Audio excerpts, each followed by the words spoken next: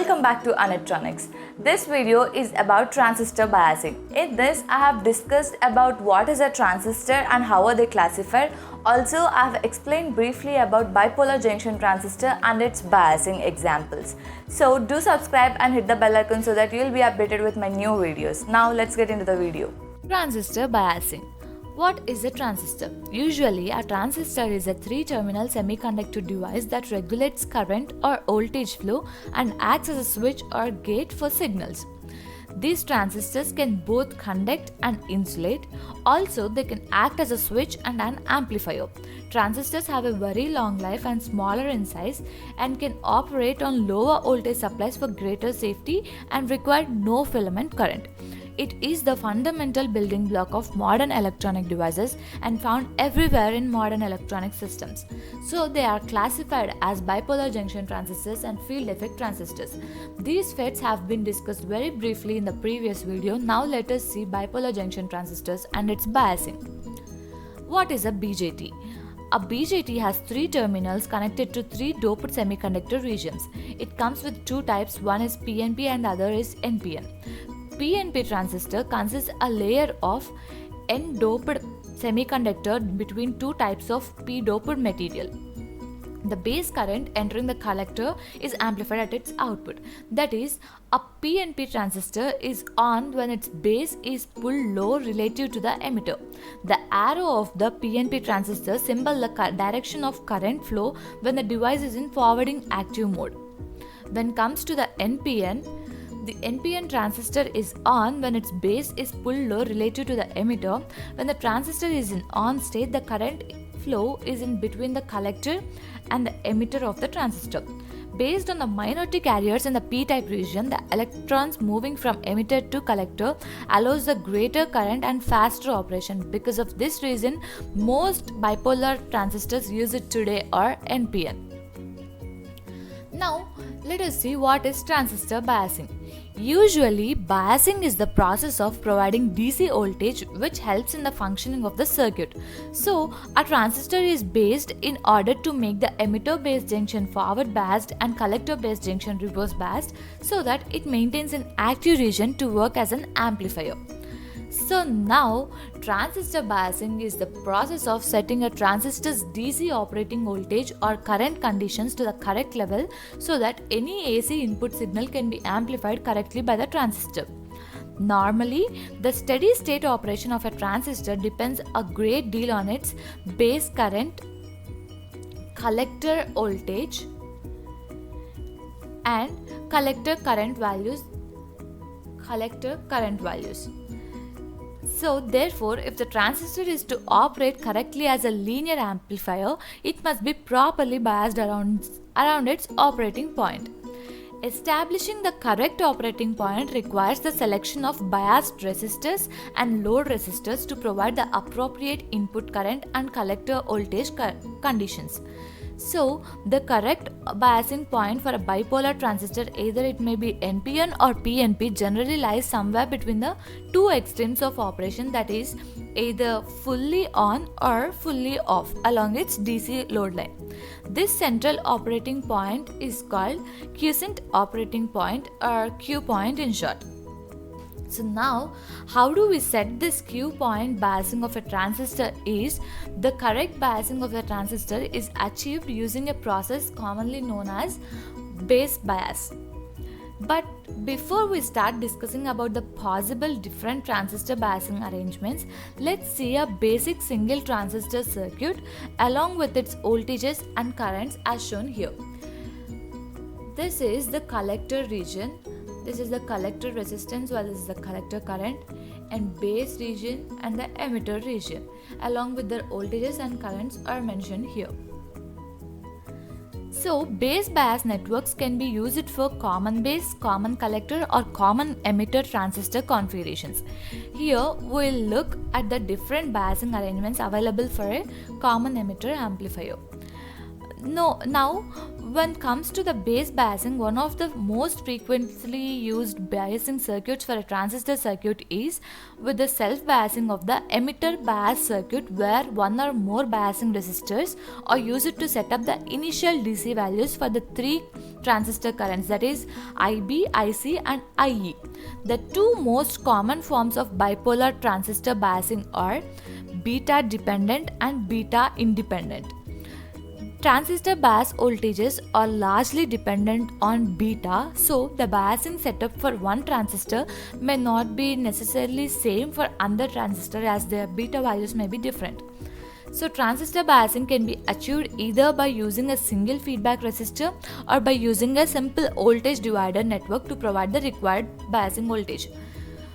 These are the 5 examples of transistor base bias configurations from a single supply VCC. Now let us see them one by one. First, fixed base biasing method. This is also known as base resistor method. Here, a resistor RB of high resistance is connected in base, as the name implies. So the required zero signal base current is provided by VCC, which flows through RB. This type of transistor biasing arrangement is also beta dependent biasing, as the steady state condition of operation is a function of the transistor's beta value. So the biasing point will vary over a wide range for transistors of the same type, as the characteristics of the transistors will not be exactly the same. The emitter diode of the resistor is forward biased by applying the required positive base bias voltage via the current limiting resistor RB. Hence, the value of RB is to be known. Let IC be the required zero signal collector current. Therefore, IB is equals to IC divided by beta, as this fixed base biasing is a beta dependent.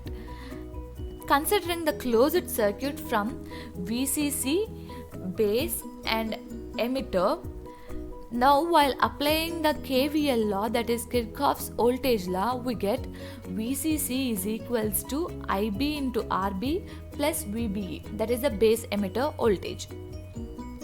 Therefore, from this equation, RB can be written as VCC minus VBE divided by IB.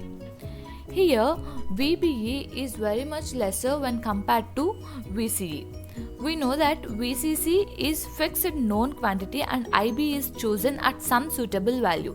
As RB can be found directly, this method is called as fixed bias method. Now, let us see the voltages and currents of base emitter and collector. First, the collector voltage. VCC is here. Now, VCC can be written as, VC. Collector voltage is VC. Now VC can be written as the supply voltage VCC minus the voltage drop across this resistor RC, that is IC into RC. Next, VCE. VCE can be directly written as the difference between the collector voltage and emitter voltage. As this is the ground voltage, it is 0 volts. And then VB. VB is equals to VBE, as the voltage across this point is VB. Now let us see the currents. The current IB can be written as VCC minus VBE whole divided by RB, that is the resistor connected in between these two voltage points. And the IC is however equals to beta IB, and IE, that is the emitter current, is equals to sum of collector and base current. This is about the fixed base biasing and its derivation. Now let us see the advantages and disadvantages of this fixed biasing. This circuit is simple and the biasing conditions are set easily. Also, no loading effect, as no resistor is present at base emitter junction. But the stabilization is poor, as heat development cannot be stopped in fixed base biasing, and the stability factor is also very high, so there are strong chances of thermal runaway. Hence, this method is rarely employed. Now let us see collector feedback biasing. This self-biasing collector feedback configuration is another beta-dependent biasing method which requires two resistors to provide necessary DC bias for the transistor. The collector to base feedback configuration ensures that the transistor is always biased in the active region regardless of the value of beta. The DC base bias voltage is derived from the collector voltage Vc, thus providing good stability. In this circuit, the base bias resistor Rb is connected to the transistor's collector C instead of to the supply VCC. Now, if the collector current increases, the collector voltage drops, reducing the base drive and thereby automatically reducing the collector current to keep the transistor's Q point fixed. Therefore, this method of collector feedback biasing produces negative feedback around the transistor, as there is a direct feedback from the output terminal to the input terminal. So, now let us see the voltages and currents of emitter, base and collector.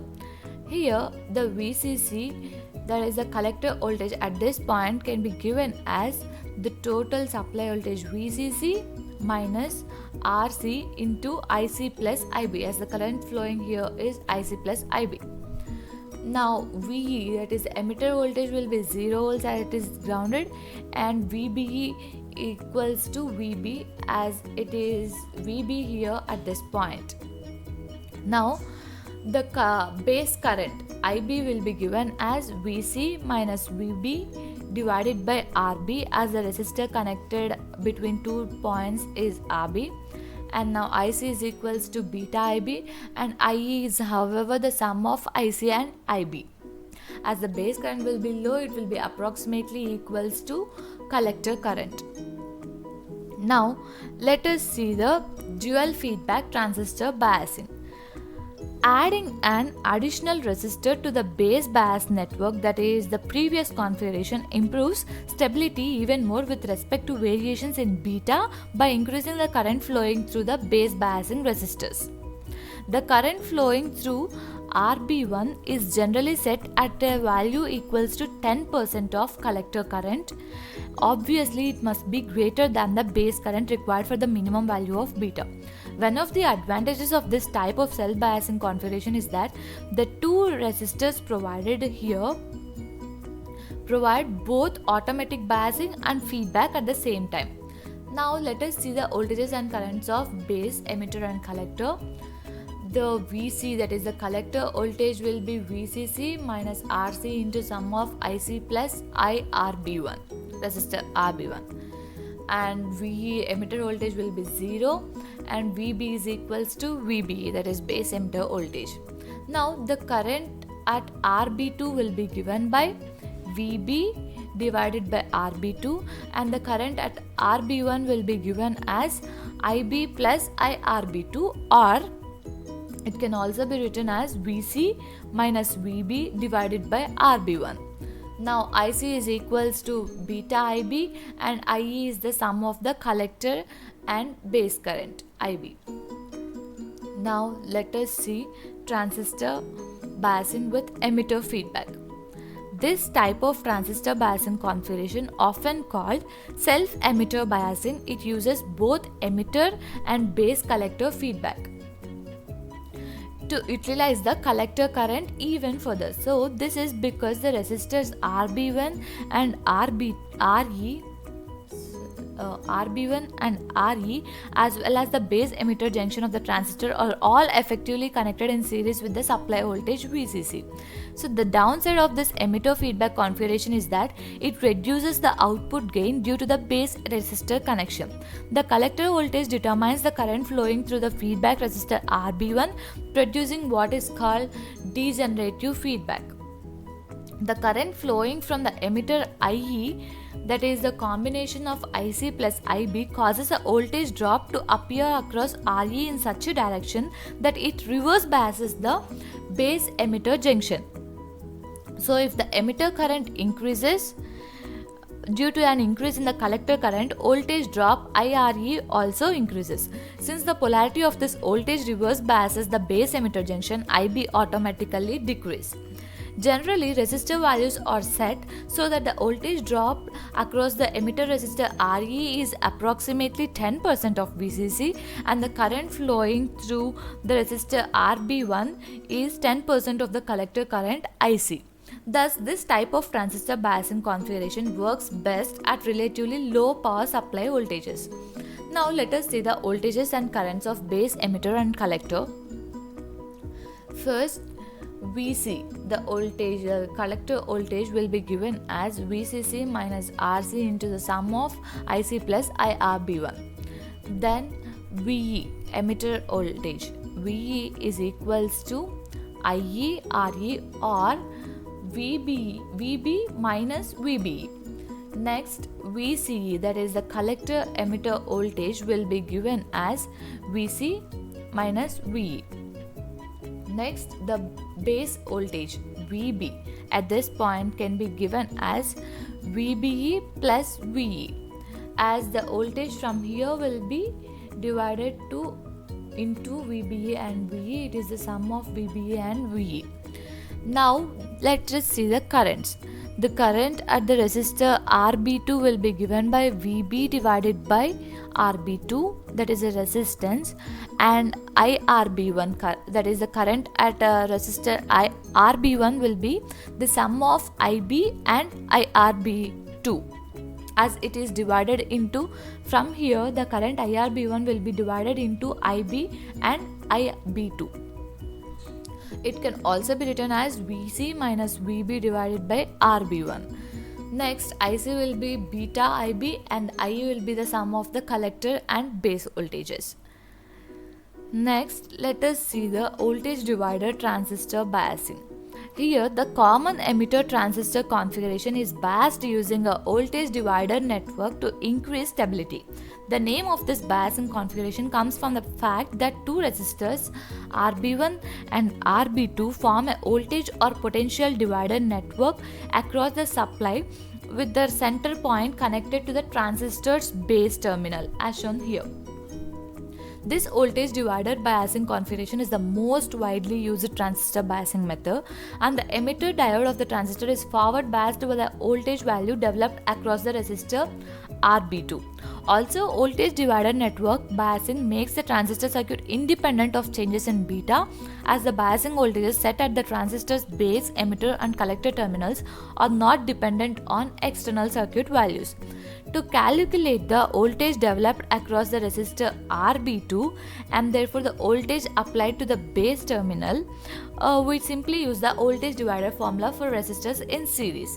Generally, the voltage drop across resistor RB2 is much less than of the resistor RB1.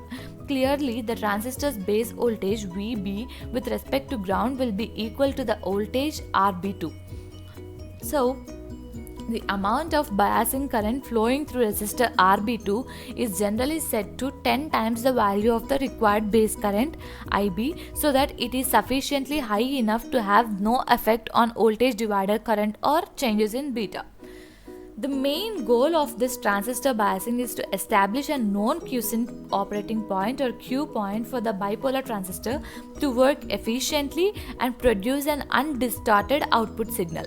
Correct DC biasing of the transistor also establishes its initial AC operating region with practical biasing circuits using either a 2 or 4 resistor bias network. In bipolar transistor circuits, the Q point is represented by VCE IC for NPN transistors or VEC IC for the PNP transistors. The stability of the base bias network and therefore the Q point is generally assessed by considering the collector current as a function of both beta and temperature. Now let us derive the voltages and currents of base, emitter and collector.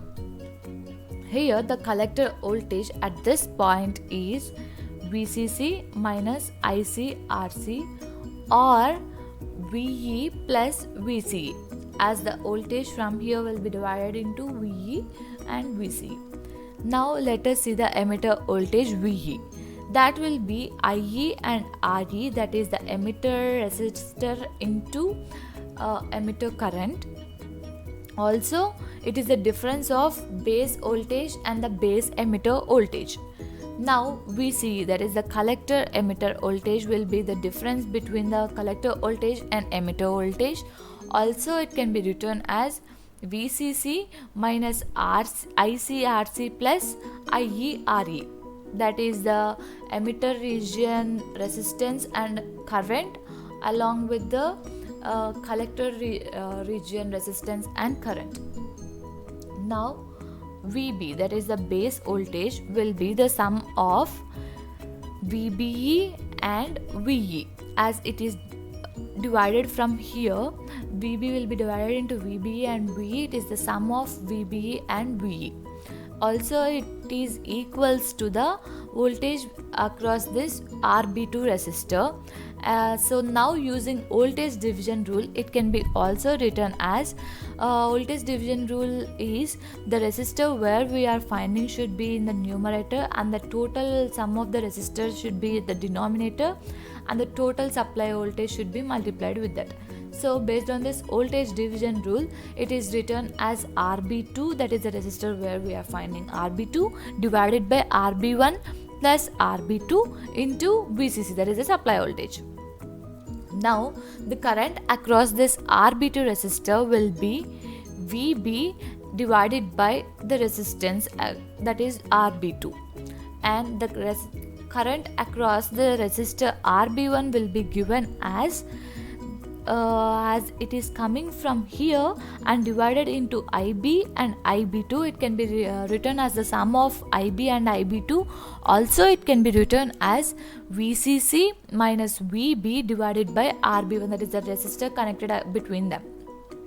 Now the resistor RB, the RB will be the sum of the resistances RB1 and RB2. As these both are connected in parallel, it can be written as RB1 into RB2 divided by RB1 plus RB2.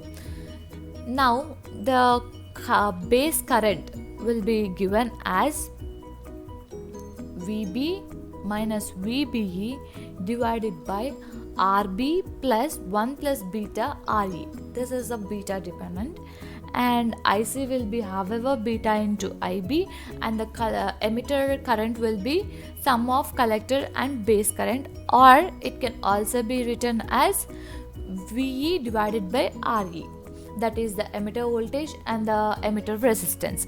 So this is about the voltage divided transistor biasing. This is all about transistor biasing and its examples. So that is all for this session. So if you have any doubts regarding this topic, then please let me know through the comment section or mail me at anitronics.info@gmail.com. Thank you for watching this video.